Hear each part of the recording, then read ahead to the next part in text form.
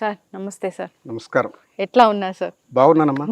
మీలాంటి లెజెండ్స్ చెప్తారు ధర్మబద్ధంగా ఉండాలి, ధర్మాన్ని నిరంతరం బోధిస్తూ ఉంటారు. దాన్ని ఎంతవరకు చాతనైనంత వరకు వ్యాప్తి చెందించాలని చూస్తూ ఉంటారు. ధర్మం ఎక్కడా లేదు సార్ అసలు ఇప్పుడు చూస్తే. నిన్నగాక మొన్న జరిగింది ఒక ఇన్సిడెంట్ కోల్కతాలో. ఇంత దారుణమైన సంఘటన. మన దేశంలో ఇంత కిరాతకమైన మీరు చెప్పినటువంటి బెంగాల్ ఇన్సిడెంట్ జరగడానికి వాడు మానవ మృగాలుగా తయారయ్యారంటే వాళ్ళంతా డాక్టర్లే. జరిగిన పని అంతా డాక్టర్ల మీదే డాక్టర్లే చేశారు. అంటే వాడి చదువు ఎందుకు పనికిరాలేదు కదా? అంతే. వాడి చదువు పనికిరాలే. వాడికి చదువు ప్లస్ సంస్కారం ఉంటే, వాడికి విద్య అనేది ఉంటే వాడి పని చేసేవాడా? చేసేవాడు. అక్కడితో ఆగొద్దు. ఇంత జరిగితే దాని మీద స్పందించిన ప్రభుత్వాలు వాళ్ళకి సంస్కారం ఉందా? దాని మీద మళ్ళీ విచారణ, సమీక్ష, కోర్టు, బెయిలు, జైలు, ఇంత విరామం అవసరమా? పూర్వకాలంలో ఈ appeals, bench court, full court, high court, supreme court ఏమీ లేవు. రాజుగారు నిర్ణయం తీసుకునేవారు. వీడు తప్పు చేశాడా, బహిష్కరణ లేదా ఉరి, అంతే. యావజ్జీవ కారాగార శిక్ష. అంత త్వరగా న్యాయానికి కట్టుబడేవాడు. ఒక నేరం చేస్తే దాని మీద నిర్ణయం చాలా ఫాస్ట్గా ఉండేది. ఇవాళ లేదు అది. 32 లక్షల కేసులు పెండింగ్లో ఉన్నాయి మన హైకోర్టులో. ఎప్పటికి న్యాయం జరిగాను? ఒక తప్పు చేసిన వాడు హాయిగా బెయిల్ మీద బయట తిరుగుతున్నాడు. వాడికి ఏ రకమైన భయం లేదు. అందుకే రిపీట్ అవుతూ ఉన్నాయి. ఇదే నేనంటాను. మనం కొన్ని దేశాలు పక్కన మన పొరుగు దేశాలు ఉన్నాయి, అరబ్ కంట్రీస్ ఉన్నాయి. వాళ్ళ మతాన్ని మనం పెద్దగా ఇష్టపడం. కానీ ఆ గొప్ప విషయం ఏంటంటే తప్పు చేసిన వాడికి శిక్ష వెంటనే ఉంటుంది. వాళ్ళు పబ్లిక్లో ఉరిదీస్తారు ఇట్లా జరిగితే. దానికి మళ్ళీ సమీక్షలు, అపీల్సు, ఇంకొక కోర్టు ఏమి లేవు. నిర్ణయం అయిపోతుంది. వాడు తప్పు చేసి దొరికితే వెంటనే శిక్ష అమలు అయిపోతుంది. ఆ భయం ఉంది అక్కడ. మన వాళ్ళే అక్కడికి వెళ్ళి పనిచేస్తారు గల్ఫ్ కంట్రీస్లో. మన బేల్దార్లే, మన మ్యాజన్సే, మన కార్పెంటర్సే పర్ఫెక్ట్గా ఉంటాయి. ఏ బ్రిడ్జి కట్టినా పర్ఫెక్ట్గా ఉంటుంది. మన వాళ్ళు ఇక్కడ కడితే ఉంటుందా? ఎందుకు ఉండదు? భయం లేదు. అక్కడ వేళ్ళు నరికేస్తారు. స్ట్రెయిట్ లైన్గా లేదు ఈ బ్రిడ్జ్ అంటే ఎవడరా ఇక్కడ చేసిన వరకు పిలుస్తారు, చేతులు నరికేస్తారు. I'm telling you truth. ఇలాంటి భయం లేకపోతే నయమున పాలుంద్రావరు భయము చేత విషమైన దాగుతారు. అలాంటి శిక్ష అమలు లేకపోయినప్పుడు, శిక్షాస్మృతి సరిగా లేనప్పుడు, విసులుబాట్లు కల్పించినప్పుడు ఎందుకు కల్పిస్తున్నారు? దాని వెనక రాజకీయ శక్తులు వాళ్ళని కాపాడతాయి, బెయిల్ ఇప్పిస్తాయి. వాడు హాయిగా తిరిగేస్తాడు. ఇంకో 2 నేరాలు కూడా చేస్తాడు. ఒక నేరం చేసిన వాడికి 2వ నేరం, తెల్లగా చొక్కా ఉన్నవాడు ఆయన కూర్చోడానికి భయపడతాడు. ఆల్రెడీ మరక ఉందనుకోండి, ఎక్కడైనా తిరుగుతాను, ఒకసారి మరకబడింది కదా. ఈ రకమైనటువంటి అలసత్వం మనకు రావడానికి కారణం ఏంటంటే మన శిక్షాస్మృతి సరిగా లేదు. మన చట్టాలు, మన నిబంధనలు, మన పద్ధతులు, మన కోడ్ ఆఫ్ కాండక్ట్ ఏవి సరిగా లేవు. దీనికి మన వాంగ్మయం లేకుండా పోయింది. మనుషుల్ని సత్ప్రవర్తనలో పెట్టేటటువంటి వాంగ్మయం లేదు, చెప్పేటటువంటి దిక్కు లేదు. పాఠ్యాంశాల్లో సమతుల్యత. కేవలం చదివే కాదు మనకు కావాల్సింది. మనకు మానసిక ఆరోగ్యం కావాలి, శారీరక ఆరోగ్యం కావాలి, మనసులో ప్రశాంతత ఉండాలి, శరీరానికి వ్యాయామం అవసరం అమ్మా, బుద్ధికి మేధస్సు అవసరం, మనసుకి ధ్యానం అవసరం ప్రశాంతత కోసం, ఆహ్లాదానికి లలిత కళలు అవసరం. ఇవాళ ఎవరికైనా లలిత కళ గురించి చెప్తారా? ఒక నృత్యం గురించి, ఒక సాహిత్యం గురించి, ఒక సంగీతం గురించి ఎవరు చెప్పరు. ఒక స్టూడెంట్ అయినా వెళ్ళి రవీంద్ర భారతిలో కూర్చుంటున్నాడు ఇవాళ? నో. వెళ్ళేవాళ్ళంతా ముసలోళ్ళు, కాలక్షేపానికి వెళ్తున్నారు, ఆస్వాదించడానికి కూడా కాదు చాలామంది. అంటే అందరిని అనకూడదు, కొంతమంది ఆస్వాదిస్తారు. అంటే హృదయానికి ఆహ్లాదం కావాలి, అది లలిత కళ కావాలి. ఆనందం ఉంది, బ్రహ్మానందం. అది కావాలంటే వేటి వల్ల రాదు, డబ్బు వల్ల రాదు, దేని వల్ల రాదు, సేవ చేస్తే వస్తుంది అని చెప్పారు మన పురాణాలు. ఆ సేవ చేసిన వాడికే ఆ బ్రహ్మానందం దొరుకుతుంది. అదే మానవ సేవ, మాధవ సేవ, సర్వజీవ సేవ అంటారు. అలాంటి సేవ చేసుకుంటేనే మనసుకి ఆనందం వస్తుంది. ఎవరికైనా చెప్తారా తల్లిదండ్రులకు సేవ చేయరా? పోయి నీ ఫ్రీ టైంలో ఒక హాస్పిటల్కి వెళ్ళేవన్నా సేవ చేసిరా? ఒక క్యాన్సర్ పేషెంట్స్కి ఒక మంచి మాట, ఒక ఉపశమనమైన మాట చెప్పు, ఒక ఆత్మీయమైనటువంటి స్పర్శ ఇచ్చిరా? చెప్తారు ఎవరన్నా? చెప్పరు. ఇవన్నీ మన జాతిలో లేవు. అందుకనే నేరాలు ఇటువంటివన్నీ ఎక్కువైనాయి. దీన్ని కంట్రోల్ చేయడానికి మన శిక్షాస్మృతి చాలదు, ఉమ్, దీన్ని ఇంప్రూవైజ్ చేయాలి. అసలు ఫస్ట్ ఆఫ్ ఆల్ శిక్ష దాకా ఎందుకు వెళ్ళాలి, నేరం ఎందుకు దాకా వెళ్ళాలి? ఉమ్, మనుషుల్లో ఆ జాతి రత్నాలు లాంటి మనుషులు తయారు చేసుకున్నటువంటి విద్యా విధానం లేదు. దాని మీద మనం దృష్టి పెడితే మళ్ళీ పూర్వవైభవం భారతదేశంలో ఏ మూలైన ధర్మం 4 పాదాల నడుస్తుందంటారే, అలాంటి రోజులు వచ్చినప్పుడు ఈ పోలీస్ స్టేషన్లు అక్కర్లేదు, ఈ కోర్టులు అక్కర్లేదు. ఎస్ ఖచ్చితంగా సార్, చాలా చక్కగా చెప్పారు. ఆ మార్పు అయితే రావాలని కోరుకుందాం. అది దాన్ని రావడానికి ప్రజల్లోనే మనం ప్రభుత్వాలు విమర్శిస్తాం, ప్రజలు కూడా ఎవడు ఎక్కువ ఉచితాలు ఇస్తాడో వాడికి చూసి ఓటేస్తున్నారు. కానీ మేనిఫెస్టోలో మా పిల్లలకి చదువులతో పాటు విలువలు ఉండేటటువంటి పాఠ్యాంశాలు ఉండాలి అని ఎవరు అడిగారా? అసలు మేనిఫెస్టో గురించి క్వశ్చన్ చేస్తారా ఎవరైనా? చూస్తారు, ఈ 4,000 ఇస్తారట, ఈ 6,000 ఇస్తారట, ఒక దీనికేసి చూద్దాం అంటే బిచ్చగాళ్ళని తయారు చేస్తే ఈ బిచ్చగాళ్ళుగానే తయారైపోయి దానికోసం ఆశిస్తున్నారు. కానీ తమ బిడ్డల భవిష్యత్తు గురించి, వాళ్ళ విలువల గురించి వాళ్ళకు ఏమీ ఆలోచించట్లేదు. ఇది దురదృష్టం. ప్రజల మార్పు రావాలి. ప్రజల మార్పు రావాలి ఏంటంటే ఎవరు మాలాంటి తరం వాళ్ళు పదే పదే దీని గురించి విమర్శిస్తూ ఉండాలి.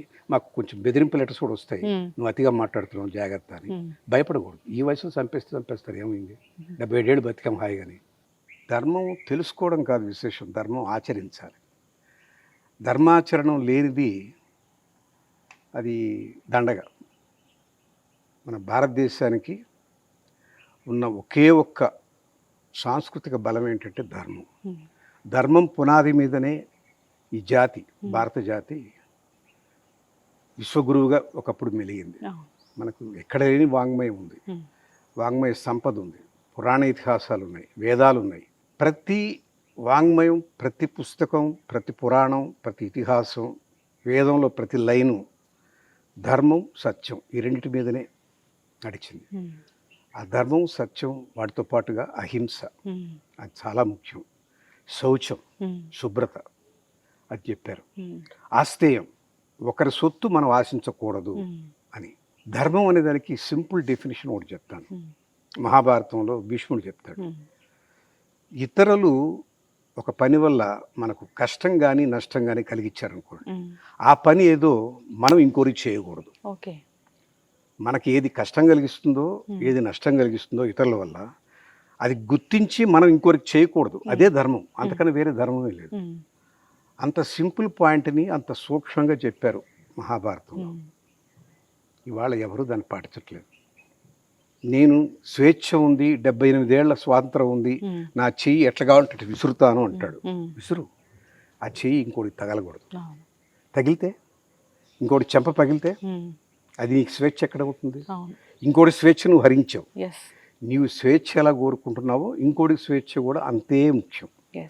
అది గణనలోకి తీసుకోకుండా నాకు వాక్ స్వాతంత్రం ఉంది, భావ స్వాతంత్రం ఉంది, క్రియా స్వాతంత్రం ఉంది, నేను ఏ పనైనా చేయగలను, ఏదైనా చేసుకోగలను, నా ఇష్టం వచ్చింది చేసుకుంటాను అనే భావజాలం వచ్చినప్పటి నుంచి భారతదేశంలో ధర్మం అనేది ఆచరింపబడకుండా కేవలం పుస్తకాలకే పరిమితమైంది. మీరు ఒక్కసారి మనం భారతదేశ గతంలోకి వెళ్దాం. కొన్ని వేల సంవత్సరాల నాడే ఇక్కడ విశ్వవిద్యాలయాలు ఉన్నాయి, ఇతర దేశాల నుంచి వచ్చి చదువుకున్నారు. ఇక్కడ అంత వైభవం కలిగినటువంటి మనకి ఎంత మన ధర్మంలోనే మన మతం అంటాం, హిందూ మతం అంటే మతం కాదు, అది మతానికి ధర్మానికి ఉలిపుర మందం ఉంది. మతం అనేది కొన్ని నియమాలు పెట్టింది, ఆ నియమాలు ఆచరిస్తే అదే ధర్మం అవుతుంది. ఒక నియమం అని, ఇప్పుడు ఒక గేమ్ ఆడాలంటే మీకు బౌండరీస్ ఇస్తారు. ఈ బాల్ ఇక్కడ పడితేనే నువ్వు రైట్, బాల్ బయట పడితే నువ్వు రాంగ్, నువ్వు అవుట్ అంటే ఒక నిబద్ధత ఉంది కదా, దానికి ఒక కొలమానం ఉంది కదా. అది నిర్ణయించుకున్నదే మతం. మతం ఎందుకు పెట్టారంటే ప్రజలకి తెలియజెప్పడానికి, ఇదిగో ఇది పద్ధతి. రెడ్ సిగ్నల్ వచ్చేప్పుడు నువ్వు దాటకూడదు, రోడ్డుకి షోల్డర్లోకి నువ్వు రాకూడదు, రైట్ సైడ్ నుంచి నువ్వు ఓవర్టేక్ చేయకూడదు. ఇవన్నీ రూల్స్ మతంలో ఇవి చెప్పారు. మన వేదం అంతా ఘోషించింది అదే. అందుకే ఈ వేదం ఏముంటుందంటే ధర్మ ప్రభవో ఆచర, అది ఆచరిస్తేనేది. ఆచరించకపోతే ధర్మం కాదు. ధర్మం తెలుసుకోవడం కాదు, ధర్మాన్ని ఆచరించాలి. ఇవన్నీ మనకు వేదాల్లో చాలా స్పష్టంగా చెప్పారు. ఈ గొప్ప జాతి లక్షణం, మనకున్నటువంటి సంస్కృతి ఎలాంటిదంటే ఈయన ఏ జాతిలో లేదు. అది 196 దేశాలు ఉన్నాయి. సుమారుగా 840 కోట్ల జనాభా ఉన్నారు ప్రపంచం అంతా. 6500 భాషలు ఉన్నాయి, 4200 మతాలు ఉన్నాయి. కానీ ఒక్క భారత జాతిలోనే లోకా సమస్త సుఖినో భవంతు అని చెప్పారు. ఎందుకు చెప్పారు? కేవలం మన సుఖమే కాదు, లోకాలంతా సుఖంగా ఉండాలని కోరుకున్నారు. అంటే సర్వజనీన భావం అనేది ఈ జాతిలో ఉంది. ధర్మాన్ని ప్రపంచానికి తెలియజేసినటువంటి వేదం మంది. ఇంకా కూడా విశ్వం సుభూతం సువిదత్రం నోస్తు, అంటే ఈ విశ్వం అంతా ప్రపంచం అంతా మనకు ఐశ్వర్యాన్ని ఇవ్వాలి. ప్రపంచం అంతా మనకు కాదు, ప్రపంచం అంతా ఐశ్వర్యం ఇవ్వాలి, జ్ఞానం అభివృద్ధి చెందాలి. ఆ రకంగా మానవ జాతి సర్వజీవరాశులు అభివృద్ధి చెందాలి. ఇంత గొప్ప భావన కలిగినటువంటి దేశం, ఇంత వాంగ్మయం ఉన్న దేశం ఆ రోజుల్లో ధర్మం అందరికీ పిల్లలకి చెప్పారు గురుకులంలో. ఇది చదువు అనేది కేవలం కొన్ని సూత్రాలు వల్లివేయడం కాదు. అందుకని భజగోవిందంలో కూడా ఆదిశంకరులు ఎంతకాలం చదువుతారా ఈ సూత్రాలు, ఇవి కాదు జీవితం అంటే, హరినామ సంస్మరణ చెయ్యి, ఒక ధర్మ పద్ధతిలో నడు, అది జీవితానికి ముఖ్యం. సూత్రాలు వల్లివేస్తే నీకేం ఒరగదు అని అంటాడు ఆయన. అంటే అంత ఆచార్యుడు కూడా కేవలం చదువే కాదు, చదువుతో పాటు సంస్కారం ఉండాలి. విద్య is equal to not physics, chemistry, maths. విద్య ఈజ్ ఈక్వల్ టు అన్ని చదువులు ప్లస్ సంస్కారం. సంస్కారం అంటే ఏమిటి? ధర్మపదం. సత్యమే కరదీపికగా పట్టుకుని ధర్మపదంలో నడువు అని చెప్పారు. వేదంలో చెప్పింది అదే, పురాణ ఇతిహాసాలంతా చెప్పినవి. ప్రతి దాంట్లో ఒక నీతి వాక్యం ఉంది. ఇది ధర్మం, ఇది అధర్మం అని చెప్పారు. అన్నిటికీ హద్దులు గీశారు, దీన్ని దాటొద్దు, దీన్ని దాటొద్దు అని. కానీ ఒకటి గమనించాలి, సత్యం ఎప్పుడు నిత్యం ఒకటే, దాని మార్పు రాదు. ధర్మం యుగధర్మం మారుతూ ఉంటుంది. మీకు తెలుసు, కాలానికి కూడా కాలధర్మం ఉంది, వయోధర్మం ఉంది, ఋతువులు మారుతుంటాయి, ఋతుధర్మం ఉంది. ఉగాది టైంలో వసంత ఋతువులో చిగుళ్ళు వస్తాయి, గ్రీష్మ ఋతువులో ఎండలు కాస్తాయి, ఆషాఢంలో మబ్బులు వర్షాలు వస్తాయి, వర్ష ఋతువు వస్తుంది. అంటే ఋతుధర్మం ప్రకారం ప్రపంచంలో ఉన్నటువంటి అన్ని ఋతువులు ఒక్కొక్క తీరును, ఒక్కొక్క సమతులితోష్ణ స్థితి నుంచి పక్కకు జరిగి అది ఆ ఋతుధర్మ ప్రకారం ప్రవర్తిస్తుంది. ఉష్ణోగ్రతలు పెరగడము, వర్షాలు రావడము, వెన్నెల కాయడము ఏదో ఉంటాయి. అట్లాగే సత్యయుగంలో మనకు యుగాలు 4 ఉన్నాయి తెలుసు కదా. ఆ రోజుల్లో ధ్యానం మాత్రం సరిపోయేది, ధ్యానం చేసుకుంటే చాలు. సత్యయుగం దాటి త్రేతాయుగం వచ్చింది, అంటే రాముడు వీళ్ళు పుట్టింది. యజ్ఞాలు చేయమన్నారు, అక్కడ ధ్యానం చాలదు, యజ్ఞం చేయి. అందుకని అశ్వమేధ యాగం చేశారు, ఎన్నో రకరకాల పుస్తకామిష్టి యాగం చేశారు. ద్వాపరం వచ్చింది, అర్చన చేసేవాడు. ద్వాపరం దాటి కలియుగంలోకి వచ్చినప్పుడు ఇవన్నీ అక్కర్లేదు. ఇప్పుడు యజ్ఞం అట్టటివి ఏమిటంటే, యజ్ఞంలో కొన్ని బలులన్నీ ఇచ్చేవాడు, అవన్నీ అక్కర్లేదు. ఇప్పుడు కలియుగానికి కేశవనామ స్మరణం చాలు, దైవనామ స్మరణం, నీకు నచ్చిన పేరు, దాన్ని స్మరిస్తూ కీర్తనలు. అన్నమయ్య, త్యాగరాజు వీళ్ళంతా చేసిన కీర్తనలు, విశ్వామి దీక్షిత భక్తి మార్గంలో కీర్తనలు పెట్టుకున్నారు. సంస్మరణే ఆ కేశవనామాలు స్మరించడం. వాటికి ఏ ఫలితం దీనికి అందించారు. అంటే ధర్మం, యుగధర్మం మారుతూ ఉంది, సత్యం మాత్రం ఒకటే. అదేమిటి? పరబ్రహ్మం ఒకటి ఉంది. ఆ పరబ్రహ్మమే ఈ సృష్టినంతా ఏర్పరిచాడు, జీవరాశులకు ఇచ్చాడు, దాన్ని జాగ్రత్తగా వాడుకోమన్నాడు. నీకు దాని మీద అనుభవించే హక్కు ఉందే కానీ నాశనం చేసే హక్కు లేదు. అంతటితో ఆగిపోతే అది మతం అవుతుంది. ఈ జగత్తంతా పరమాత్మ సృష్టించాడు అని నమ్మి ఆ జగత్తును చూసి ఆగిపోతే అదొక మతం, చెడ్డలేదు అక్కడికే. ఈ జగత్తులో సర్వవ్యాపకుడైన విష్ణువు ఉన్నాడు, విష్ణువు పరబ్రహ్మం, విష్ణువు కావచ్చు, శివుడు కావచ్చు, ఇంకొకరు కావచ్చు, అదంతా ఆయనే వ్యాపించున్నాడు అని అర్థం చేసుకునే స్థితికి ఎదగటం ఆధ్యాత్మికం. మతం నుంచి ఒక స్టెప్ పైన, అది ఆధ్యాత్మికం. ఇవన్నీ తెలియాలంటే మీకు ఎక్కడ, ఏ స్కూల్లో, ఏ పాఠంలో చెప్తున్నారు? ఒక జాతి దిగజారిపోయింది అంటే దాని అర్థం ఏంటమ్మా? ఆ జాతి మంచి మనుషులు తయారు చేసుకోలేకపోయింది, మంచి పురజనులు లేరు, అప్పుడు ఆ జాతి క్షీణించిపోతుంది. ఒక జాతి దిగజారిపోవడానికి కారణం వాళ్ళకి నైతిక విలువలు లోపడ్డాయి. కేవలం భుక్తి కోసం పనికొచ్చే చదువులు చదువుకున్నారు, ఇంజనీరింగు, మెడిసిను, లీగలు. అవన్నీ ఏమిటంటే ఒక ఉద్యోగం సంపాదించుకోవడానికి పనికొస్తాయి. Yes, everything is commercial. ఆత్మోద్ధరణకి ఏ రకంగానూ ఉపయోగపడవు. ఎస్. ఒకప్పుడు మేము చదువుకునే రోజుల్లో, అంటే నేను చెప్పేది 1957, 57, 58 ప్రాంతాల్లో నేను మొట్టమొదటి హై స్కూల్కి వెళ్ళినప్పుడు మాకు మోరల్ క్లాస్ అని ఉండేది. ఇవాళ లేదు అది. క్రాఫ్ట్స్ క్లాస్ అని ఉండేది. ఇవాళ లేదు అది. గేమ్ స్పోర్ట్స్ క్లాస్ అని ఉండేది. స్పోర్ట్స్ ఆడించడమే కాదు, క్లాస్ కూడా ఉండేది. చెప్పేవాళ్ళు ఈ గేమ్ ఇంత ఆడాలి, ఇది దీంట్లో ధర్మం, దీంట్లో ఇది పద్ధతి. ఎక్కడ ఆ స్పోర్ట్స్లో ఉన్న నియమాలని చెప్పేవాళ్ళు, తర్వాత ఆడిచ్చేవాళ్ళు. ఇవాళ అట్లాంటి ఏమీ లేవు. అవును.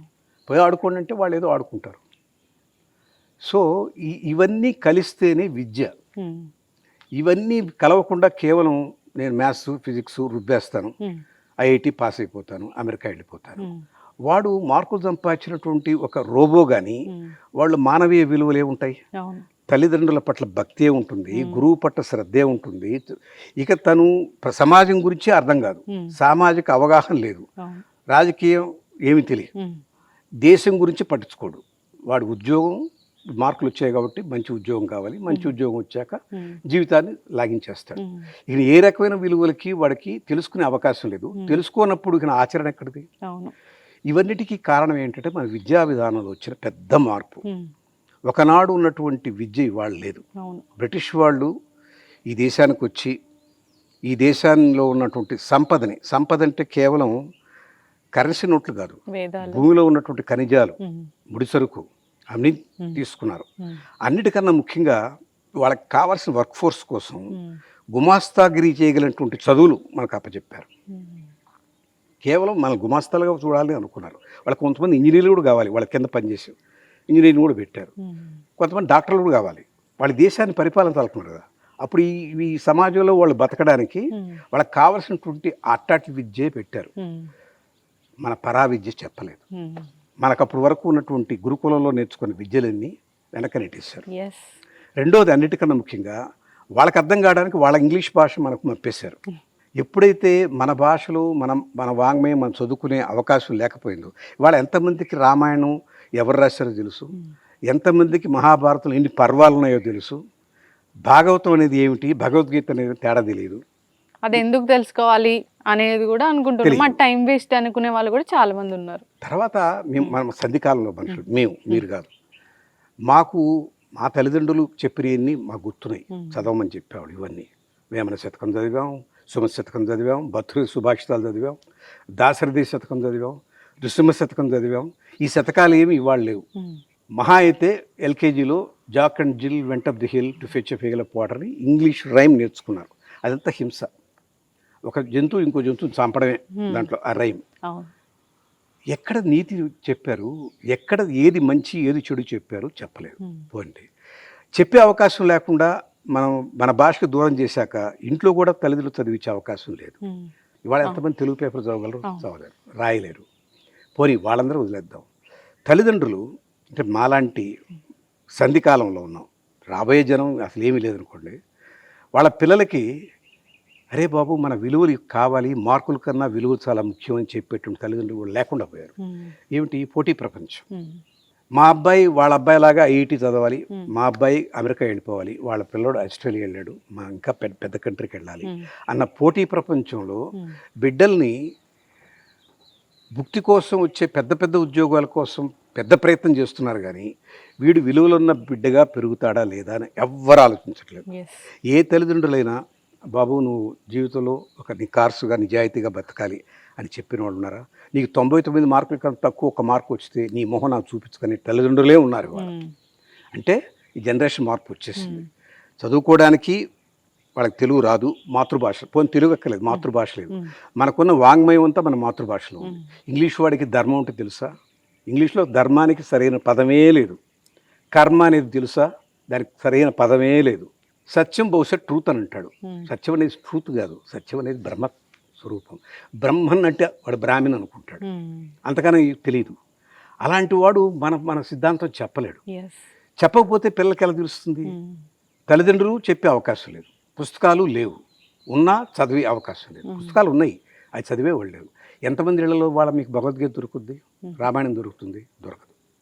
అగాథా క్రిస్టీ నవల్స్ ఉంటాయి, ఇంకేదో డిటెక్టివ్ నవల్స్ ఉంటాయి. మన సంప్రదాయం, మన సదాచారం ఇవన్నీ ఉండేటటువంటి పుస్తకాలు కానీ దానికి సంబంధించినటువంటి సమాచారం కానీ ఎందుకు రామాయణం చదవాలి, ఎందుకు భారతం చదవాలి?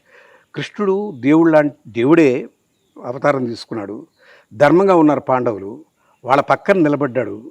అయినా వనవాసం చేయాల్సి వచ్చింది, అజ్ఞాతవాసం చేయాల్సి వచ్చింది, కురుక్షేత్రం దాకా ఆగాల్సి వచ్చింది. భార్యకి అంత పెద్ద అవమానం జరిగింది. నడిసభలో ఆమె బట్టలు ఉడ్చేశారు. వాళ్ళని అనేక రకాలుగా అనేక సందర్భాలు సంపాదన చూశారు. అయినా వాళ్ళు సహనంగా ఉన్నారు. ఆ చివరి కురుక్షేత్రం వరకు వాళ్ళు ఏమి చెప్పినా పాటించారు. అంటే అర్థం ఏమిటి? సహనం ఉండాలని కదా. వాళ్ళ ఎవరికైనా సహనం అనేది అర్థం తెలుసా? పేషెన్స్ అనేది ఎవరికైనా తెలుసా? ఇంత చిన్న విషయానికి రెచ్చిపోయి తల్లిదండ్రులు విమర్శించడము, తిట్టడము, ఆపోజిట్గా భరించలేక ఆత్మహత్య చేసుకోవడం, అగ్రెసివ్గానే ఉన్నారు, డిప్రెషన్లో కన్నా వెళ్ళిపోతున్నారు. ఈ కారణం ఏమిటి? మన వాంగ్మయం చదవలేదు. రాముడు కూడా ఒక అవతారం. రేపు పట్టాభిషేకం. ఆయన ఒక చక్రవర్తి కొడుకు. ఆయన పెళ్లి చేసుకుంది ఒక చక్రవర్తి కూతుర్ని. తెల్లవారితే ఆయనకి పట్టాభిషేకం. రాత్రికి రాత్రి మారిపోయింది సీన్. అడవులకు వెళ్ళాల్సి వచ్చింది. ఒక మాట మాట్లాడా? సహనంగా తీసుకున్నాడా?